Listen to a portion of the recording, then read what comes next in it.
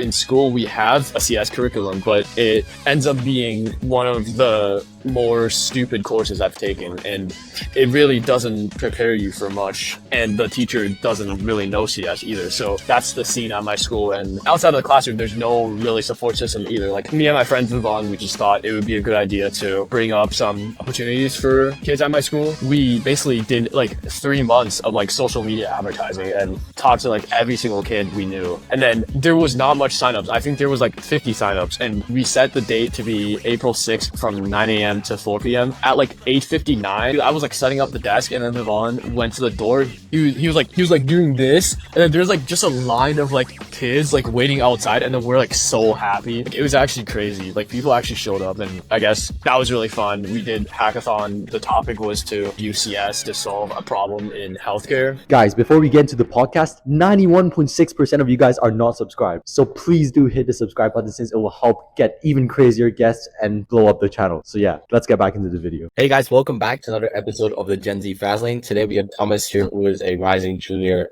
from Pittsburgh. So yeah, Thomas, why don't you give a very good introduction about yourself? Yeah, I mean, I'm a rising junior. I'm from Pittsburgh, and I was born in Shanghai, and I moved to the US when I was in 5th grade. So, that's cool. And then in my free time, I do soccer. I do a lot of cinematography. So, photography and that kind of stuff. And then at school, I mainly do like machine learning, AI, work on that kind of stuff.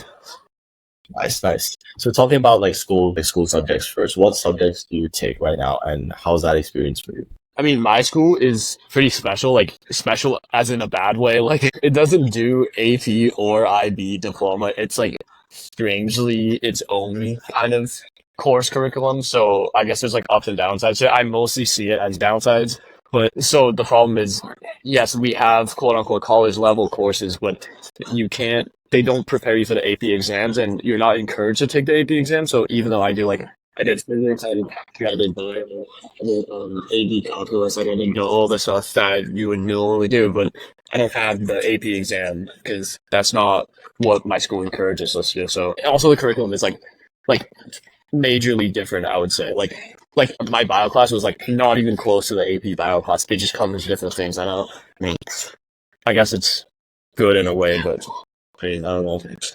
Is the curriculum just like specialized for your school, or do you know any other schools that are doing this? Yeah, no, it's like all like individual, like the school made up their own thing.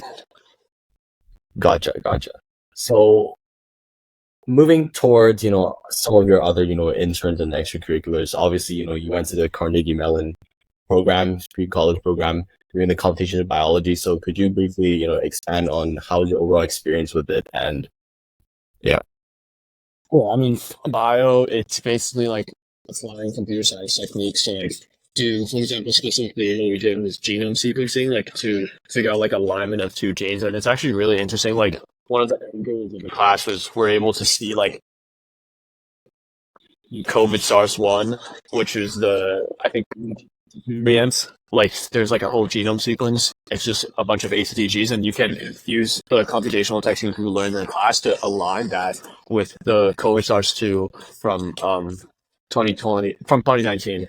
And when you align them, you can see like, for example, like how many like misalignments are happening here. Like that just means you can easily see like where the mutations are happening in the genome. So that's really cool. Yeah. So computational biology, I think, is pretty niche down. It's like between biology and computer science, right? What made you fall in love with this industry? I mean, for me, I always knew I wanted to do something in CS, like from a young age, because I started off with like robotics, like not that much programming, honestly. Like I wasn't one of these kids that grew up doing like coding camps and all of that stuff. Like I was more like a Lego robotics guy, and then that did include a little bit of like modular programming. So from that, I knew that's something I wanted to do. And then, but like, we often refer to the CS industry as quote unquote cooked. I would say that like personally for me, I feel like going just do straight CS wouldn't be my best option. And I always have a passion for like biology and also like healthcare specifically. So I always wanted to like use like computational techniques to like solve problems in other fields. And I think, that's where you should be using the CS like techniques, because in other fields, like biologists and doctors, they aren't as familiar with the things you can do with algorithms and with specifically now machine learning. And I think it's very beneficial to like working in my personal projects, and also like, I mean, throughout this course, like you see how like using these like rather like not traditional techniques to analyze data really helps a lot in the field. Yeah, so in terms of talking more about the computational biology field, before the podcast you talked about how it's not an industry and it doesn't get you jobs. Could you expand on that? Yeah, so I mean, ultimately, I don't think comp bio specifically is the field I will go into. I think I still will likely be pursuing a CS degree, but end up doing like working in either biotech or some sort of like not traditional tech company, or like do my own startup, because like I generally don't find, well, that's kind of going on the detour, but back to the comp bio. I think comp bio specifically, like just talking to the professors and people who's actually in the major, like for themselves, it's more like they kind of like have to go to masters. They have to get a master's degree, and just because there's really virtually no job option you get from undergrad comp bio degree, which I mean, it's kind of expected. Like, I mean, because like with interdisciplinary fields like this, like comp bio is one of them. Another one I looked into is biomedical engineering. Like with stuff like these, where it's interdisciplinary, you actually don't like. You would think, oh my gosh, like this is what the companies are looking for. This is what they want. Some people who can do all kinds of things together, but that it's actually not. Like for example, comp bio, if any biotech industry is looking for somebody who can code, then they would much rather just pull someone from the CS department. Or, if you're a biotech company looking for people to do some like biomedical computation for you, they would not get someone from biomedical engineering. They would just get electrical engineers or mechanical engineers who can significantly outperform their like biomedical engineering counterparts. So the interdisciplinary majors don't actually really give you an edge over little in the job market, I think. So that's Interesting. my So thoughts, yeah. it's basically better to get like a general computer science degree, machine learning or something, rather than having like a mix of computer science and biology together in a degree. Right, because the nature of interdisciplinary means that you're not going to go as deep into either field. And that's sometimes you would assume that's a really good thing, but as a company, because you're going to have biologists, and you would rather just have biologists and like CS people versus one person who can do both mediocrely. Like you would rather have two people who can do each of their fields at an expert level rather than one person who can do both fields, but at like a much less deep scope, I would say. Got it. So talking about, different companies and institutions. So from your LinkedIn profile, you have worked in like kind of like, intern work with so many different institutions from, different top universities to, many different companies. So what was kind of your biggest takeaway with all of these internships? I feel like I mean, currently for context, like I'm right now at UC San Diego, and I'm working on, it's also kind of computational bio, but it's not called comp bio. Like my lab focuses on quantitative biology, which is essentially the same thing, but we just do kind of like cellular decoding. It's predicting E cell aging with like, novel, like machine, not even novel, but it's just like using machine learning architectures. And this is what I'm doing right now. In the past, like I've done, it's mostly like ML focused, ML as in machine learning, but I think I did some image classification. I did a little bit of, what's it called, some software development at this one thing. But I think overall, like, I think working at these things, like, for example, I think my first one was in Shanghai, and I met some of because I grew up in China, and I thought these scientists are just like strange and mysterious people that like won't interact with you on like a daily basis. But when I was introduced to them through,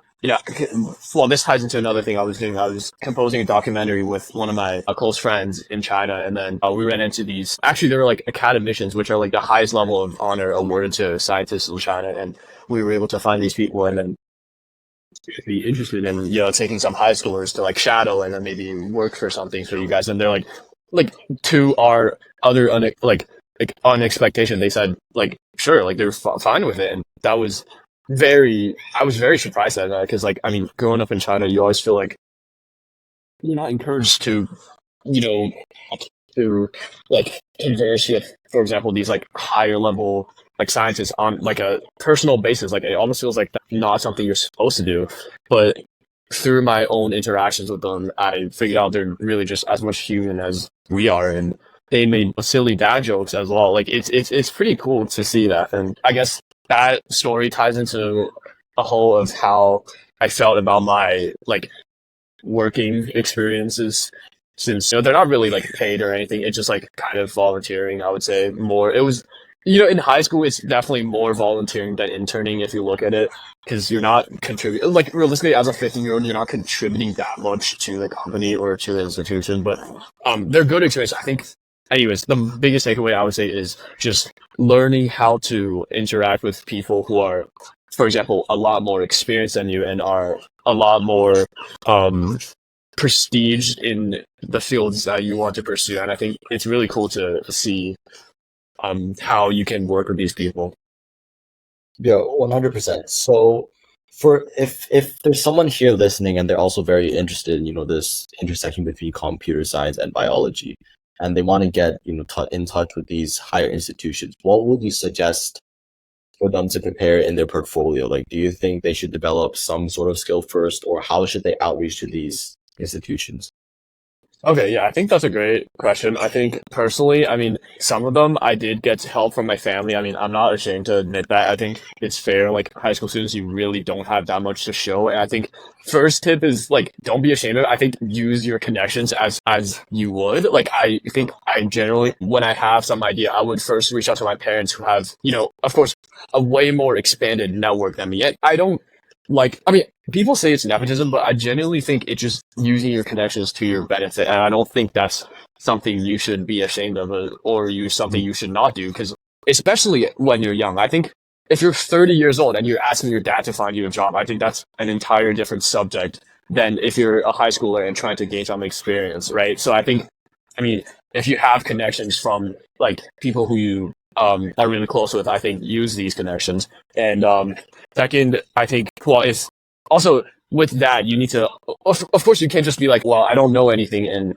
I'm going to try to work for you, right? Like, that's not what I'm saying here. I'm saying, like, to reach these people, you need some sort of connection, whether that's, cold emailing yourself or finding opportunities online or using your connections. But like yourself, you still need to put up something to show for. So I think definitely research the area you want to work into. Like, for example, like, I think for me, I knew I was going to do neural networks work, like mostly building some models here at UC San Diego. So I did some courses on Coursera that are like specializing in machine learning and like deep learning specifically. And then I made sure to master everything in there. And then, of course, also like I always had a decent passion for biology. So, doing well in Science Olympiad biology events for me was really helpful. I also did well in my school biology class, and I think I had the highest class in the grade. But highest class in the class, or wait, that doesn't make sense. Highest grade? No, I said the highest class in the grade. I meant the highest grade in the class. My bad. All good. Yeah. Yeah, super interesting. Yeah, and I think outreaching is definitely, and asking for help, definitely a very important tool to have when you kind of look for different experiences. And I guess just talking about all of your different experiences, at the different universities, which one do you enjoy the most? Like in terms of, the Fudan University, you also did a program CMU, you're doing it right now in UC San Diego, and then also the Harvard one. Which program did you enjoy the most for yourself?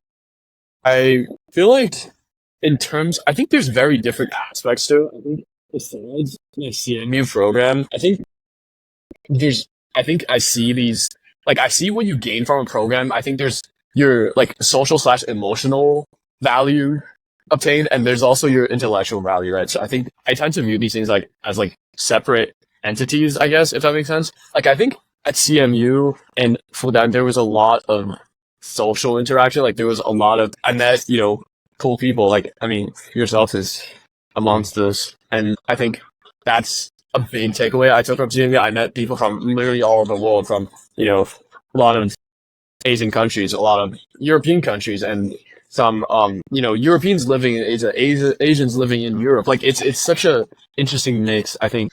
Did you know I met somebody from Alaska at CMU? I couldn't believe it. Like, I genuinely could not believe a person is from Alaska. I thought he was trolling for like 30 minutes. Like, I genuinely could not believe it. But, my point is that I think the connections I gained from Fudan and CMU were definitely on the upside. I mean, I think comparatively, the like peer knowledge, peer like intellectual growth I had was more at, I think, Chinese Academy of Sciences. I think a lot more. I don't know if that was on my LinkedIn, but I think a lot more. Huh? It is, yeah. Yeah, and then I think at like the Harvard course was like okay, like I didn't go in person. It's like an online thing. So, but that was like good knowledge. I think that basically introduced me to the field of CS, so that was good. And yeah, I think comparatively the in-person events gave me more social like gain than social growth. Yeah, sure. So, with all of these different opportunities, are there any specific metrics or like strategies that you use to, consider if you're gonna take this program and choose this to do instead of like something else for you personal? I mean, wait, sorry, I got a low battery warning. Do you need to repeat the question again, or can I just fill? Here we go. Okay.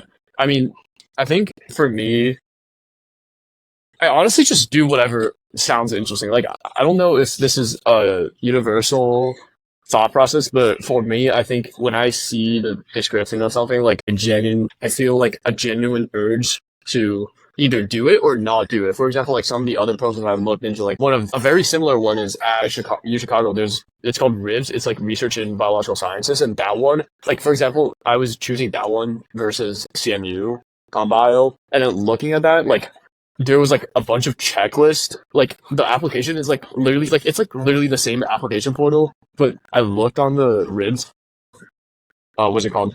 Application portal, and then one of the sections was a checklist of all the biology topics you know. And I'm not gonna lie, I pretty much knew none of them. So that to me felt like like I was doing something wrong. Because even when I know I'm gonna do something biology, that is like way too bio focused for me. Like I know where my line draws. Like I don't end up wanting to pursue something in bio, so stuff like that would just draw me in the wrong direction. Like I probably wouldn't want to do pure bio research. But versus like at CMU, like there was you're not in that program, but one of the tabs was asking about how much programming experience you had versus how much biology experience you had. So that made me realize, so this is more CS heavy, and that's more of what I'm looking for. Gotcha. So looking at the program descriptions, I guess like selecting it based on what you're most interested in. Yeah, and then I mean also like just I think to be like very real, I think selectively matters a lot. Like of course go for the ones that are the most selective. Like if you get in the most selective one, go to the most selective one. I think that goes without saying, but I think personally like I think a high school selectively matters a lot. Like the amount of like the I think the content of these like summer programs they don't vary that much. I genuinely feel like you could go to one of the more prestigious summer programs, like for example, like RSI or like SFP. Like I think sure, yes, you do get a lot of more mentorship, but I think like essentially it's still independent research. Like you're not being generally I think in a span of like 3 or 6 weeks or like 4 weeks, like the education you get is like that drastically different. So I think selectively matters a lot because it's more about I think if it's a more selective program, then your pool of friends, your pool of your classmates are going to be a lot more quality people. I think that's something people don't usually think about, but I think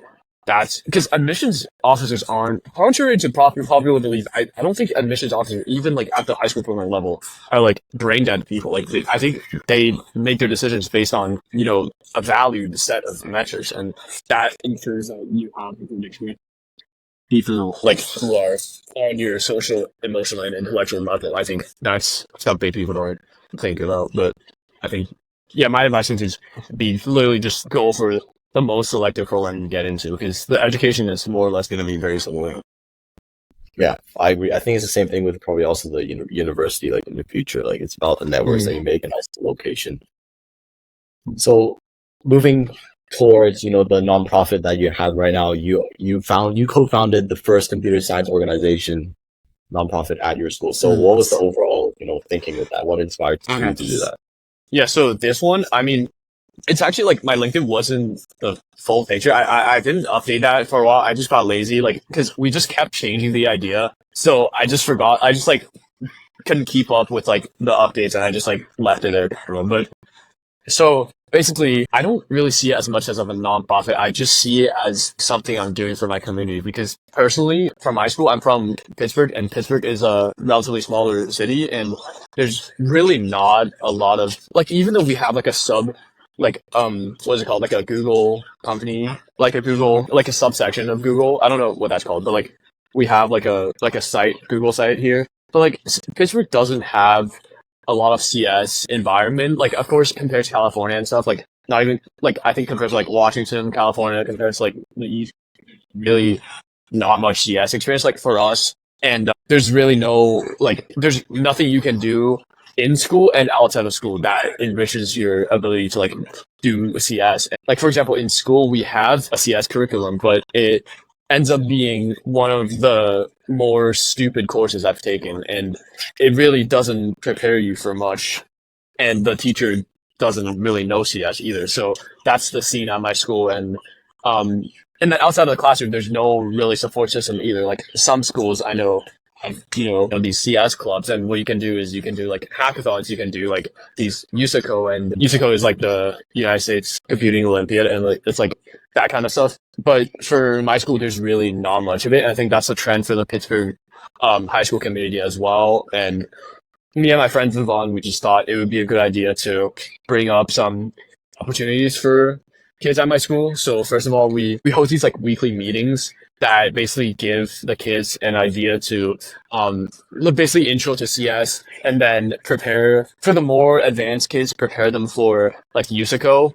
And we use this curriculum by one of the like USICO boot camps, I think. And then yeah, like it was helpful for some people. Like I think a few guys got bronze, some of them got silver. So it was, an introduction for most people. And like, of course, as they got to a certain point, they can, learn more CS by themselves because, of course, the things we offer aren't going to be very high level because, ourselves aren't the most experts in the field. But I think it acts as a really good introduction, and just that like little push on the students to start something they always want to start that they don't like in the school. And also like in April, what we did was we basically ran a hackathon in Pittsburgh, and that doesn't really happen. Like we're the first one to do that in Pittsburgh, and surprisingly too, like I can describe it to you, like we basically did like 3 months of like social media advertising and talked to like every single kid we knew, and then there was not much signups. I think there was like 50 signups, and we genuinely thought that like most of them are literally like bots. Like we genuinely thought like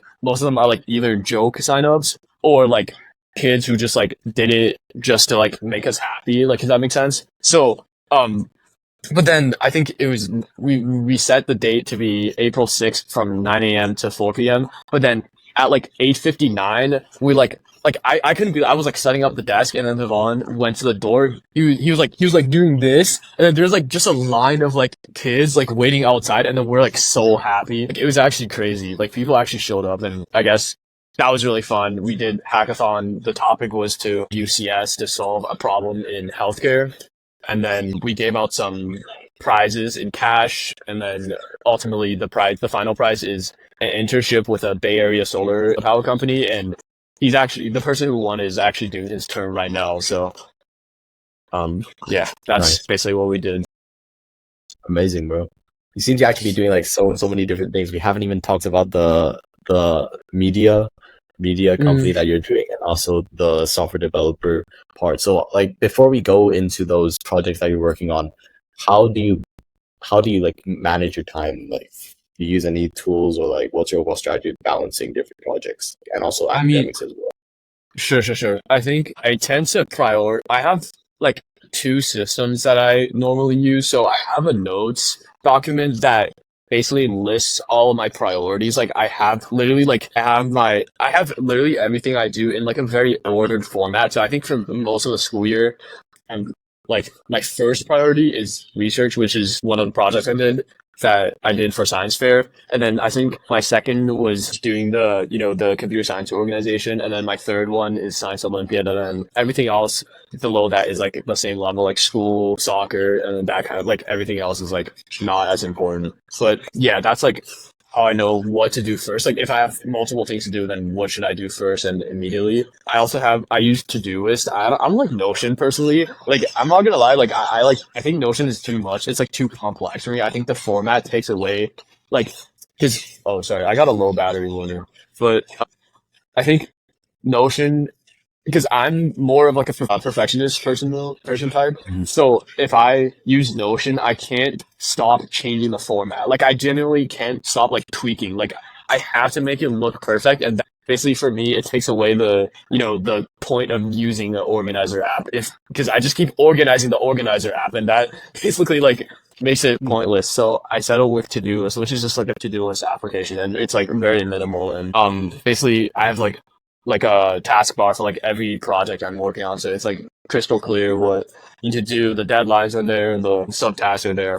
I mean, I like to have my stuff super like written out. And yeah, I mean, not everyone needs to do that though. I genuinely think that like my friend Fudan, he has zero form of like tracking anything, and he does as much stuff as me. So I think different people work differently, and it's totally okay. You shouldn't feel the need to a way of organizing your life just because you watch some like motivational YouTuber that was like, you need to do this now. Like I feel like do whatever works for me. Yeah, interesting.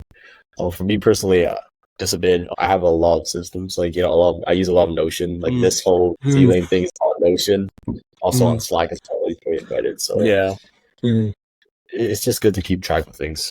So with the overall, the media company, how do you initially start that, and like how does photography, play into the future of your career?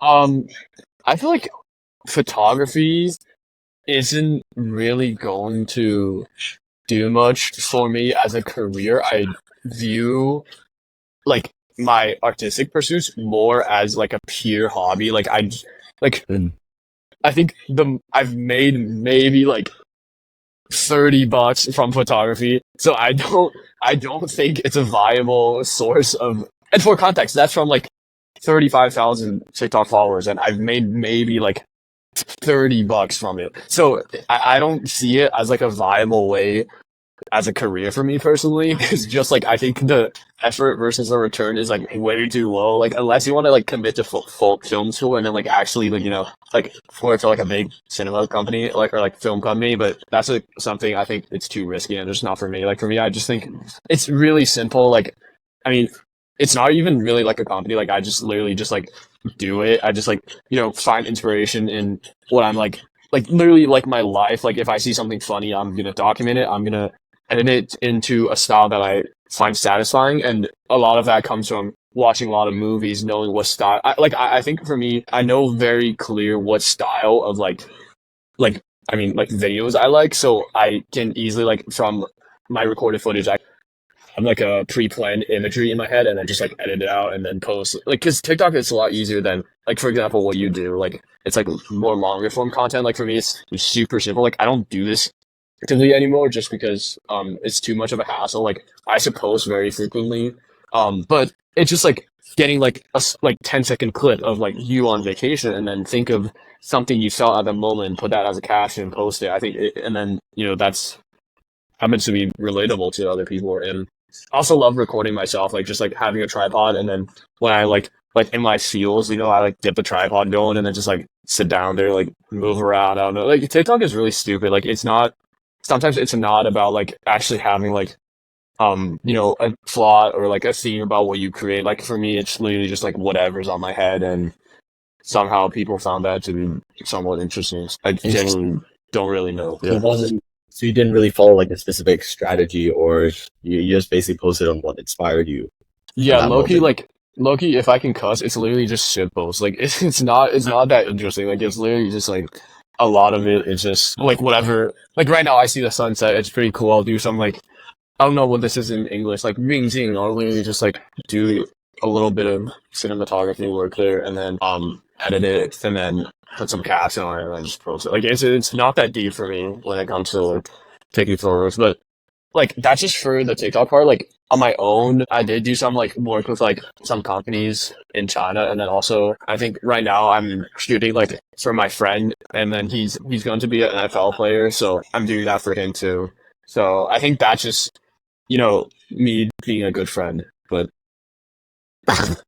yeah, Nice. So just so you're using this photography as like more of a hobby, and then like yeah, because like I got mean you. for him like an upcoming NFL player, like if he pays somebody to do it, like it's like such a big hassle, and then you have to like spend so much money. But I mean I know him, and then he trusts me with like my stuff, and I can just do it for free. And like I mean we joke about how like if he can offer me like 150 a year, like 150,000 a year, I'll literally just quit whatever I'm doing. Like what if he gets like a really big payload from like the NFL, then maybe I'll consider doing it full time. But if that's only if he can give me more than what my job offers in the future. Nice, nice. So I guess like moving back into the comp sci world. I know we're jumping all over places, but what fascinates you the most in the future? Like, is it like front end, back end, app dev, blockchain, LLMs? Like, what in computer science field fascinates you the most? Yeah, I'm honestly less of a CS person than ML person. Like, I'm super into machine learning more, like a lot more than other aspects of computer science. Like, I have no interest in like UI design, web design whatsoever. Like, I generally don't care about like full stack and that kind of stuff. Like, I don't want to do classic CS. I think my interest only lies in machine learning. And I definitely think like I mean, I don't know if this is too niche, but personally, what excites me is I think the opportunities we have in unleashed from unsupervised learning. So in machine learning, you get supervised learning and unsupervised learning. And a lot of what we do nowadays is based on supervised learning. But that's just because the quality of our data and like supervised learning, essentially it's basically you have to tell the machine what's right and what's wrong, like from a training data. But then that's just that's actually like very limiting because then how good your algorithm performs is exclusively biased on how good like I always tell people this who don't really get machine learning. Like my mom asks all the time, like, why can't we, have better models like really quickly? And my answer will be, I think all large models are as good as their data is. And I think that's what's bottlenecking us. And once we can figure out how to effectively do unsupervised learning very quickly, then which we are able to do already, why I hopefully more in the future, then when the data labeling, when having quality data doesn't become an issue, then that's when AI starts to take over. Because like for now, for my bio projects with like CS applications, like a big limitation is data. So for example, I'm doing E-cell predictions. Like if you can look at like a fairly young E-cell and predict what it will look like as it ages. And that's very difficult because so what we do is called single RNA sequencing. So to get the data, you have to basically do the sequencing on the cell, and that kills the cell. So it's like a very like what's it called? It's a paradoxic like thing because how can you can't get the correct labeling. Like you don't know what the cell is going to look like when it gets old. Because you kill it by analyzing it. If that makes sense. To get the data, you have to kill the cell. So it's like you never know if your predictions are correct. So that's a big limitation we have right now in bio. And hopefully with unsupervised learning, what you can do is, for example, you can like you can generally predict. I mean, not predict. You can generally. What am I saying? You can generatively create some images, or for example, RNA sequencing data that reflect accurately of what the E cell is, for example, going to be when it ages. So when we can do that, then that's when I think potential of AI can really come in. Is when we fully understand unsupervised learning. Because right now, like I think my approximation is I think maybe 80%. I think a lot more than 80% of the world's AI models are based on supervised learning, and only I think less than a quarter is unsupervised. And one of the most famous machine learning instructors like Andrew, he's from Stanford, and he says basically like hopefully by like 2030 unsupervised learning can take over, become the majority, and supervised learning can become the minority. And I think that's a future I'm excited to see. Fun, bro. Even though I didn't really understand a lot of those things, it sounds really really fun. But yeah, like if there was one thing, like one biggest advice that you have for, let's just say, your future self, what would that be right now? For myself, I think don't forget the things you love because that's what I'm doing currently. I think I'm getting way too consumed in like the hustle culture and everything, and I think a lot of teenagers nowadays are doing so as well. And like I'm forgetting the things I like. I like going out to visit new places. Like right now, I'm looking at the sunset. I think it's beautiful. I think kids need to do this more often. Like life isn't just about getting your money up. Like it's not just about winning these competitions, going to a good school. A lot of times, it's as important to like talk to your family, like have genuine interactions with people, like be nice to other people. Like these are things I'm not particularly good at, and I need to really work on. But I guess that's a reminder for myself. Gotcha. That's how we should end this. Hope you guys enjoyed the video. Catch you guys in the next Zealand episode. Good luck, Thomas. Peace.